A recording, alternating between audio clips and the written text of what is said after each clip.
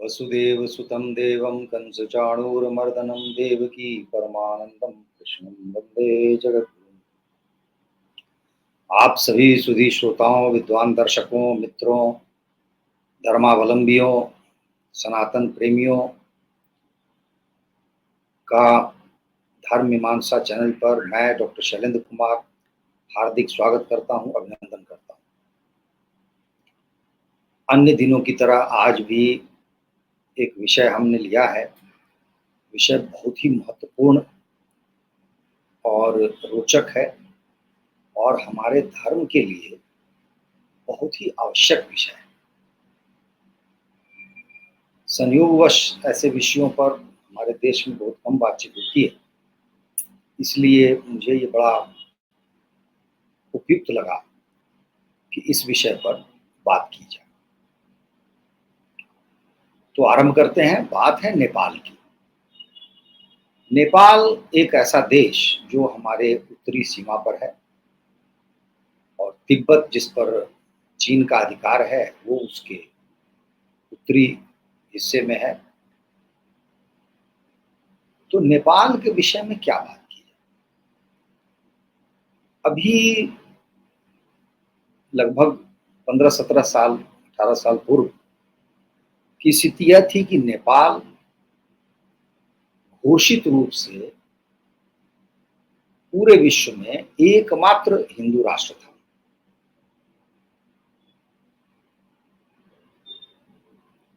जनसंख्या की दृष्टि से भारत हिंदुओं का विशालतम राष्ट्र है, लेकिन फिर भी हिंदू राष्ट्र तो क्या कहें इसको इसको आप इस्लामी राष्ट्र, ईसाई राष्ट्र आदि आदि बनाने का महत्तम प्रयास किया गया। हमारा संविधान भी ऐसा ही है। तो नेपाल पर भारत के हिंदू सामान्यतया गर्व करते थे और विश्व भर में ही फैले हुए हिंदू गर्व करते थे कि एकमात्र हिंदू राष्ट्र है घोषित रूप से। लेकिन नेपाल को ग्रहण लग गया और ग्रहण उसको हर तरफ से लगा। सबसे बड़ा ग्रहण तो उसको चीन की ओर से लगा। अब विडंबना देखिए, धर्मपरायण नेपाल उसका नैकट्य किससे हो रहा है? विधर्मी चीन से। विधर्मी चीन का अर्थ है कम्युनिस्ट चीन, जो धर्म में जिसकी आस्था नहीं है, ईश्वर में जिसकी आस्था नहीं है, ऐसे विधर्मी विचार वाले चीन, कम्युनिस्ट चीन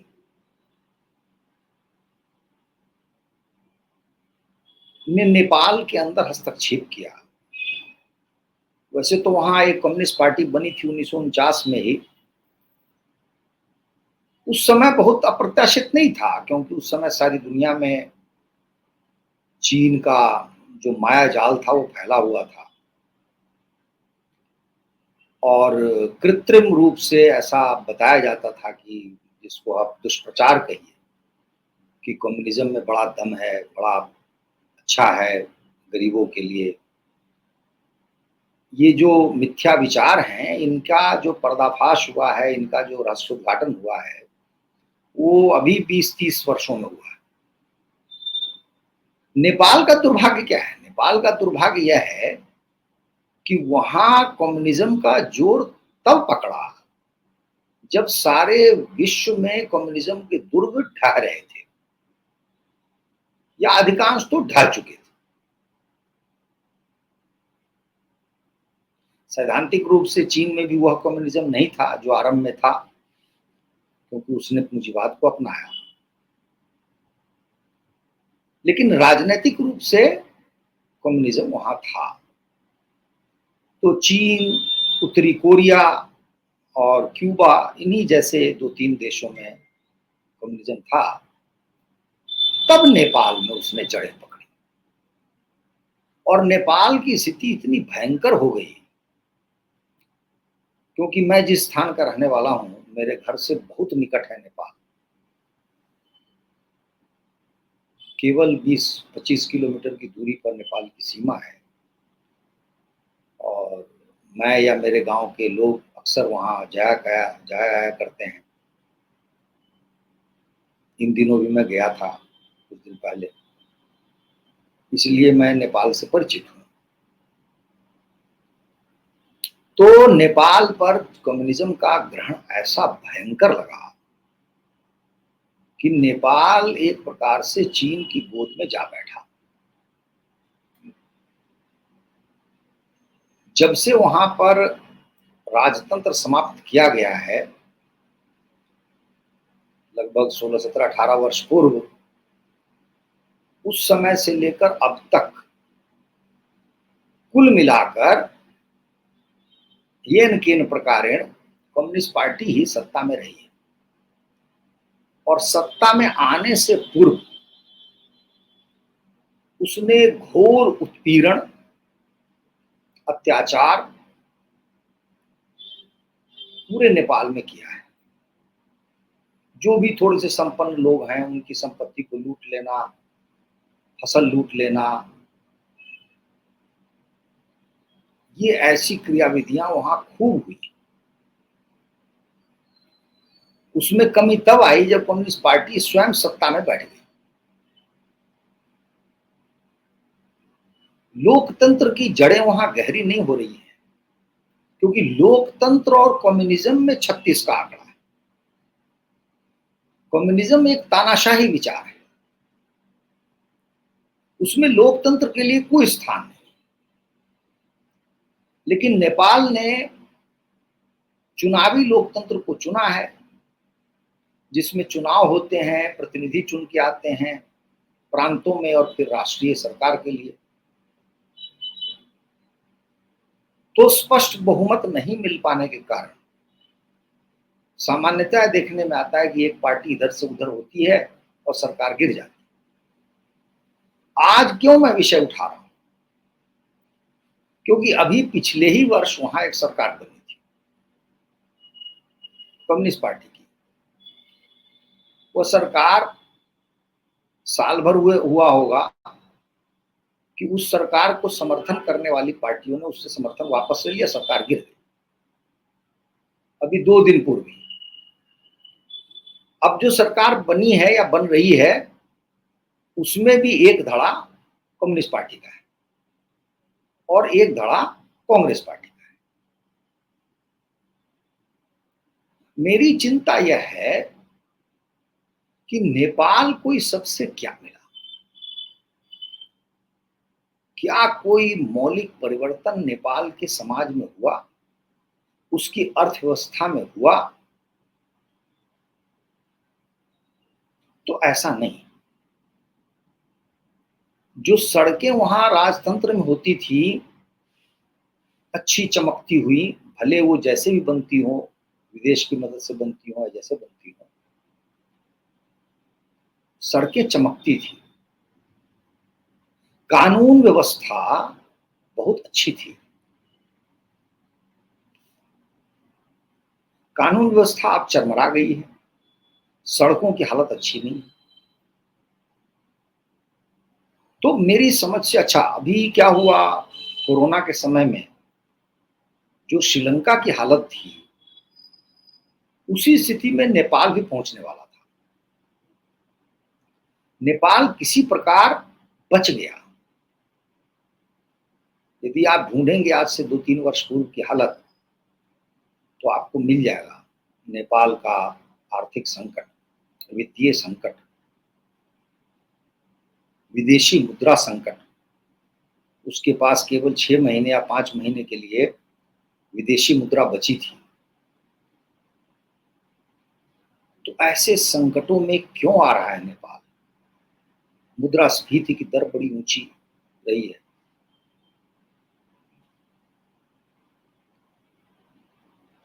कारण स्पष्ट है, नेपाल एक बड़ा छोटा सा देश है।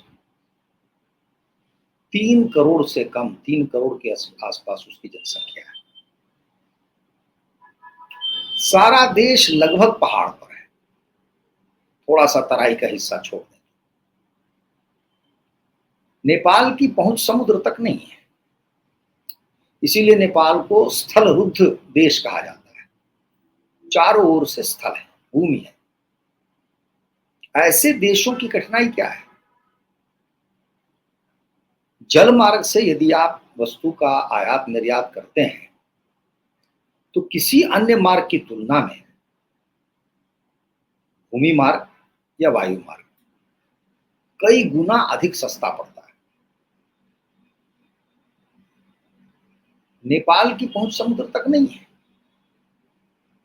इसलिए उसका जो यातायात का खर्चा है वो बहुत ज्यादा होता है।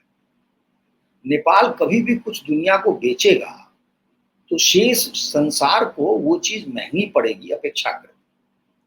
स्वयं खरीदेगा तो भी वो चीज महंगी पड़ेगी। तो महंगा बेचना, महंगा खरीदने के कारण जन सामान्य की स्थिति कभी भी वहां अच्छी नहीं रहती।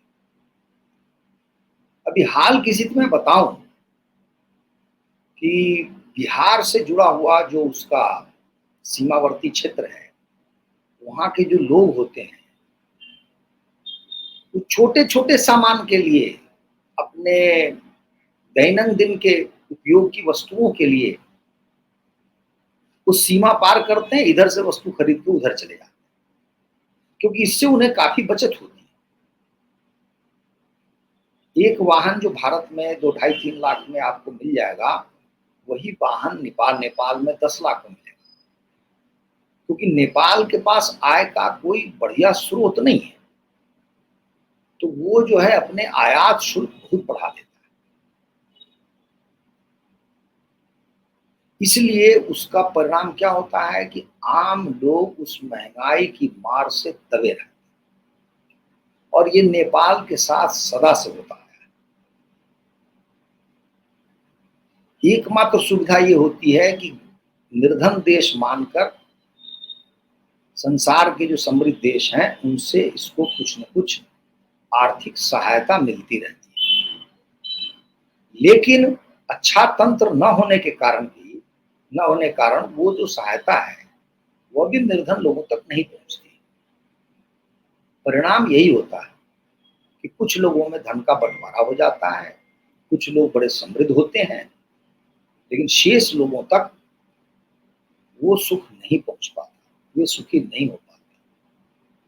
तो नेपाल की अर्थव्यवस्था के आज दो ही बड़े स्तंभ हैं। एक है विदेश में जो नेपाली गए हुए हैं वे जो पैसा भेजते हैं, विदेशी मुद्रा भेजते हैं, जिनको हम रेमिटेंस कहते हैं। लगभग उसके जीडीपी, उसका जो कुल आय है उसका 25% हिस्सा है वो। इतना अधिक पैसा वहां से आता है, क्योंकि नेपाल में रोजगार के साधन नहीं, तो वहां के लोग बाहर ही जाते हैं। बाहर जाते हैं तो अपने घर के लिए वो पैसे भेजते हैं। दूसरा है पर्यटन,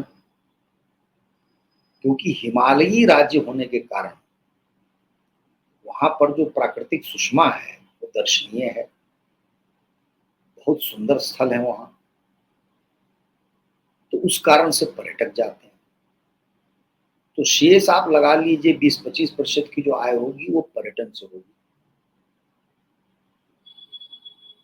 बाकी जो बचता है वो थोड़ा बहुत उनका अपना जो कर है और जो भी है विदेश से सहायता है, इस तरह से। तो नेपाल के पास अपना कोई स्थायी न तो बहुत बढ़िया उद्योग धंधा है उनके पास में, न तो कोई ऐसा कुछ बनाते हैं जो कि बेच के वो बहुत कमा लें, यह भी स्थिति उनकी नहीं। अब प्रश्न उठता है कि नेपाल का भविष्य क्या है? क्या यह देश ऐसे ही चलता रहेगा? क्या वहां के लोग ऐसे ही निर्धन बने रहेंगे या चीन की गोद में बैठकर लुटते रहेंगे? चीन के विषय में कहा जाता है कि जो भी देश चीन पर आर्थिक रूप से आश्रित होता है वह उसके कर्ज जाल में फंस जाता है, और एक बार जब फंसता है तो निकलता नहीं। उदाहरण हमारे सम्मुख है, श्रीलंका, पाकिस्तान, अन्य भी देश हैं ऐसे। तो नेपाल का क्या होगा? इस विषय पर मैंने जो मनन चिंतन किया, थोड़ा बहुत शोध किया, वो मैं आपके सामने रखना चाह रहा हूँ संक्षेप में। देखिए, ऐसा है कि 15 अगस्त 1947 को हमारे पूरे इस क्षेत्र में जो तब का भारत था, उसमें 725 राज्य थे, जिन पर राजा का शासन था। उनमें कुछ राज्य बहुत बड़े थे, जैसे कश्मीर, त्रावणकोर, ग्वालियर, हैदराबाद आदि आदि। शेष छोटे राज्य थे।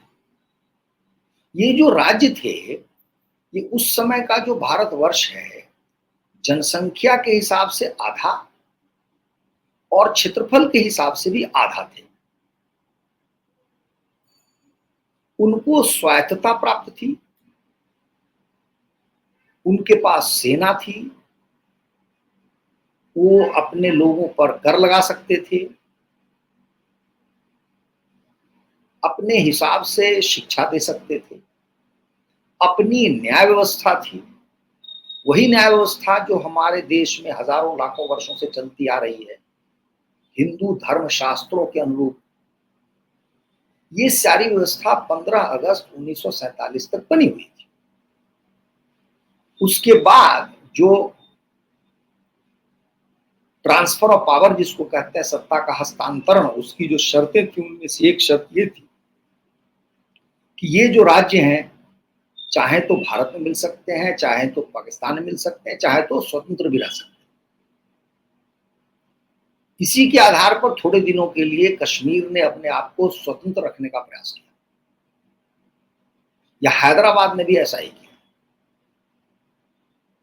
भारत के जो शेष राज्य थे, उनसे अधिक कोई कठिनाई नहीं हुई और एक एक करके उन सबका विलय हो गया भारतवर्ष। इन राज्यों की जो स्थिति थी, उससे रत्ती भर भी भिन्न स्थिति नेपाल की नहीं थी। नेपाल में भी अंग्रेजों के रेजिडेंट होते थे, नेपाल भी आंतरिक रूप से स्वायत्त था, लेकिन विदेश नीति आदि उसके पास नहीं थी। इसलिए 15 अगस्त 1947 के बाद जो स्वाभाविक और सामान्य प्रक्रिया होनी चाहिए थी, वह यह थी कि नेपाल का भारत में विलय हो जाता। लेकिन भारत में जो उस समय प्रधानमंत्री थे नेहरू, वो मुझे आज तक नहीं समझ में आया कैसा भारत चाहते थे, क्योंकि वो इन राज्यों का विलय नहीं चाहते थे और चाहना छोड़िए उसका विरोध तक करते थे। उनके इस न चाहने और विरोध के कारण ही कश्मीर में संकट खड़ा हुआ, और जिसका मूल्य आज तक यह देश चुकाता आ रहा है। और उसका एक हिस्सा आज भी पाकिस्तान के नियंत्रण में है, दूसरा हिस्सा अभी भी चीन के नियंत्रण।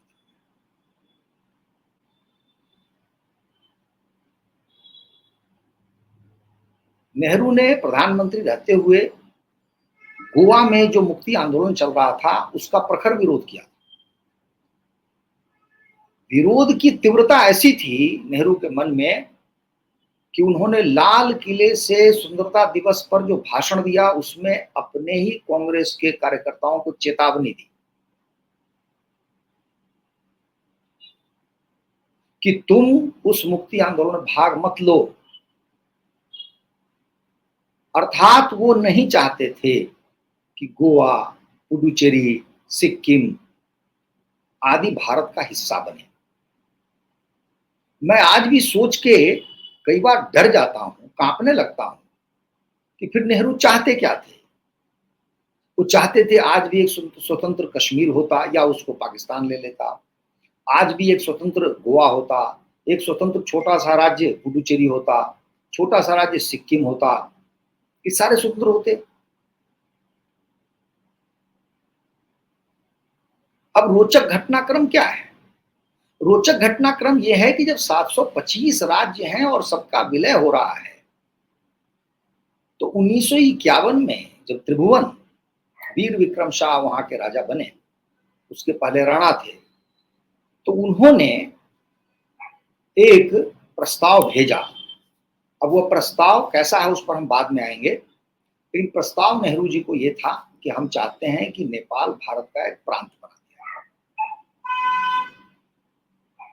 इस पर नेहरू जी की प्रतिक्रिया, बड़ी तीखी प्रतिक्रिया, अजीबोगरीब आई कि मैं चाहता हूं कि नेपाल एक स्वतंत्र देश रहे, लोकतांत्रिक देश बने, लोकतंत्र की वहां जड़ें गहरी हों, लेकिन हम नहीं चाहते कि नेपाल भारत का प्रांत बने।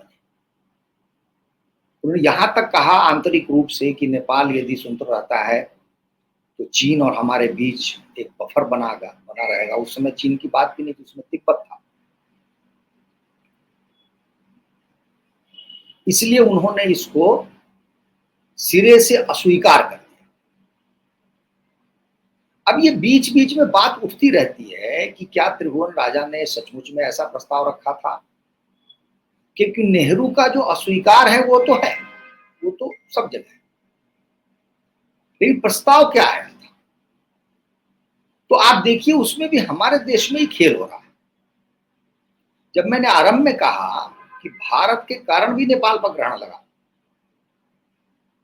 उसका कारण यह था कि आरंभ से ही भारत में जो कम्युनिस्ट थे, सोशलिस्ट और कम्युनिस्ट में कोई भेद नहीं है।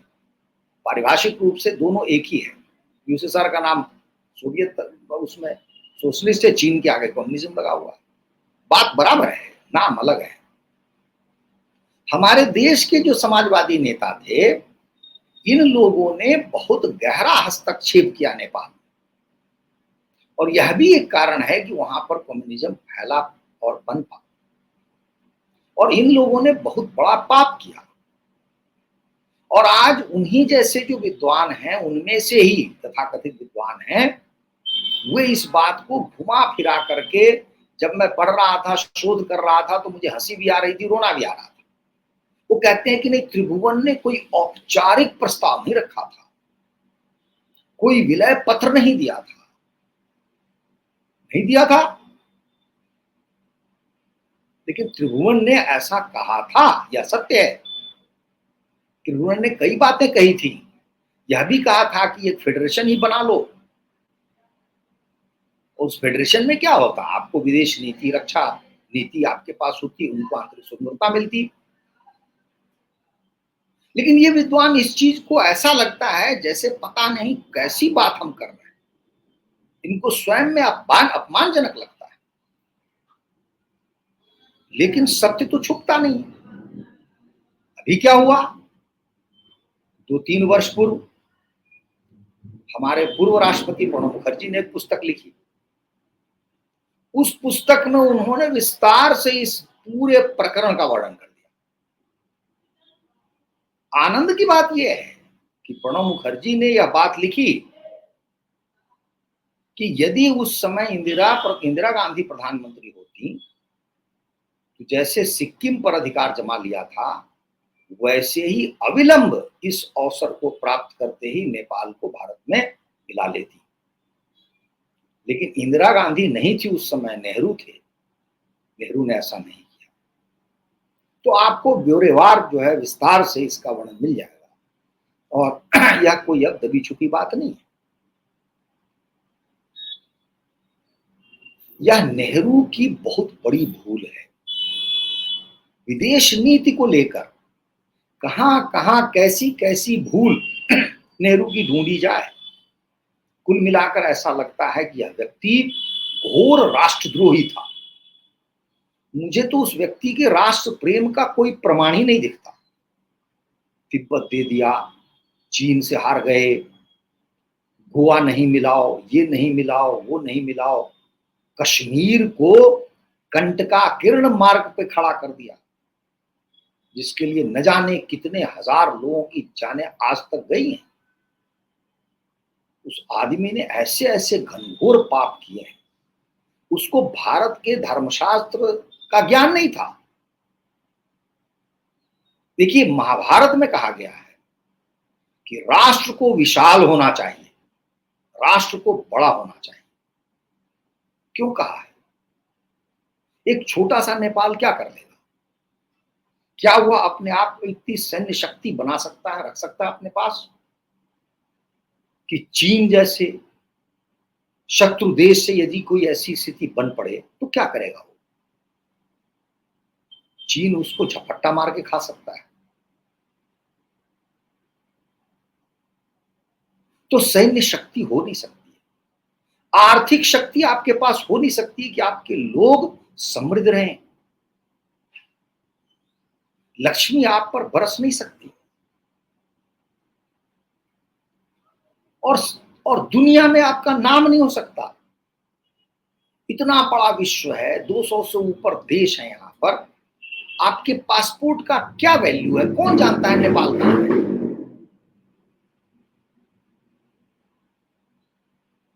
तो आपके नागरिक को पासपोर्ट अपने हाथ में रखकर गर्व करना और एक बार में बोलना कि हाँ मैं जहां जा रहा हूं नेपाल को लोग जानते हैं, ऐसा नहीं है। नहीं जानते नेपाल को।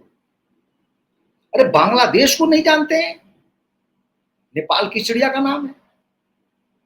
भूटान को नहीं जानते हैं।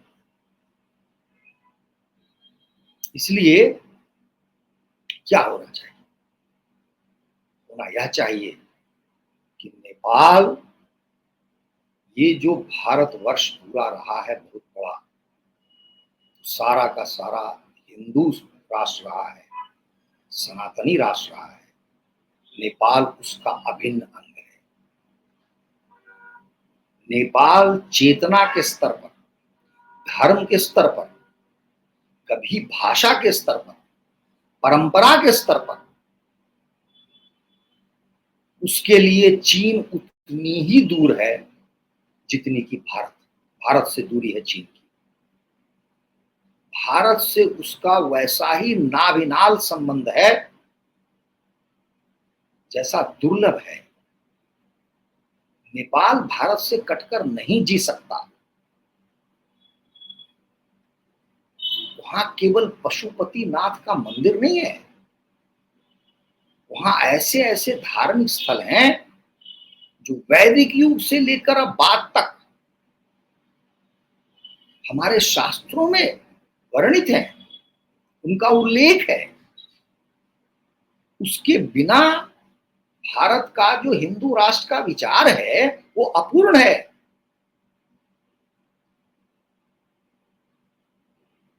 कल्पना कीजिए कि आज बिहार, उत्तर प्रदेश, ये जो दो राज्य हैं मुख्यतः, इनकी सीमा नेपाल से मिलती है। नेपाल उनसे जुड़ जाता है, क्या होगा? नेपाल लाभ ही लाभ में रहेगा। बिहार बहुत संपन्न राज्य नहीं है भारत का, लेकिन निर्बाध रूप से बिहार के लोग कहीं भी चले जाते हैं, नौकरी करते हैं, वही मुद्रा है, उसको घर भेजते हैं।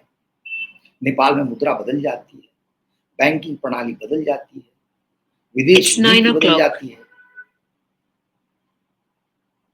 उन पर कितना अपव्यय होता है। नेपाल पूरे विश्व में कितने दूतावास खड़े कर सकता है, और यदि खड़े करता है तो उनका खर्चा कितना होगा? भारत के किसी राज्य को ऐसा वहन नहीं करना पड़ता है व्यय।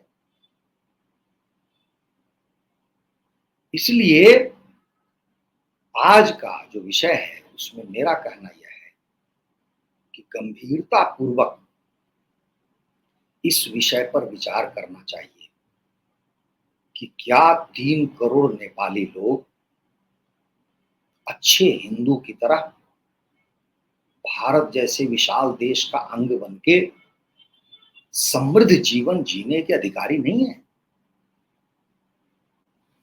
हैं।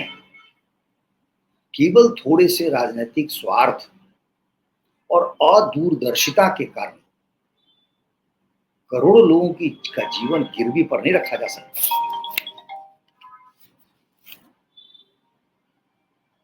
इसलिए यह विचारणीय प्रश्न है और आज का विषय यही है जिसमें श्रोता को खूब विचार करना चाहिए। इसी मोड़ पर सबको नमस्कार।